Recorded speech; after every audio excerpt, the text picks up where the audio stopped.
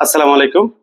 আজকে যে ভিডিওটা গতকালকের একটা ভিডিও আপলোড করছিলাম ফায়ারিং অর্ডার কত। আশা করি এটা মনে আছে। যে মনে না থাকে তাহলে ওই ভিডিওটা দেখবা। তো ফায়ারিং অর্ডার কত এটার মধ্যে যেটা পুরোটা নাম হলো পিস্টন। পিস্টনের ও তিনটা জায়গা যেটা দেখা যায় কাছে আনি এই যে তিনটা জায়গা দেখা যায় এটার মাঝে তিনটা রিং লাগাই থাকে। তো এটা হলো গিয়া ১ নাম্বার ২ নাম্বার ৩ নাম্বার তিনটা রিং পিস্টন রিং। তো প্রথমে যে পিস্টন রিংটা থাকে এটা হলো গিয়া গাড়ির কম্প্রেসার। পিস্টনের প্রথমটা হলো যে কম্প্রেসার ইঞ্জিনের যে কম্প্রেশন যেটা আছে এটা তৈরি করে। সেকেন্ড হলো সেকেন্ডারি কম্প্রেশন রিং। প্রথমটা হলো কম্প্রেশন রিং, বাদারটা হলো সেকেন্ডারি কম্প্রেশন রিং। ৩ নাম্বারটা হইলো যে অয়েলটা এবং পানিটারে যে আটকায় রাখে, আটকায় রাখার জন্য এটা কোনোভাবে লিক না হইতে পারে। বিশেষ করে অয়েলটা যেন কোনোভাবে লিক না হয়, এই ৩ টা কাজ হইলো আপনার পিস্টন রিং এর কাজ।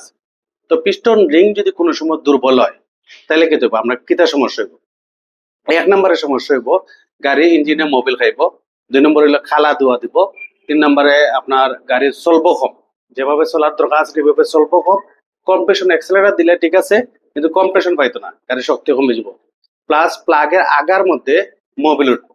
তো মোটামুটি এটা হলো অবস্থা। ইনশাআল্লাহ বাকি যেগুলা জিনিস আপনারা জানতে চান আরো বিস্তারিতভাবে ডেসক্রিপশন বক্সে দিয়ে দেবো। ইনশাআল্লাহ এখান থেকে পড়লে বুঝতে পারবেন। আসসালামু আলাইকুম।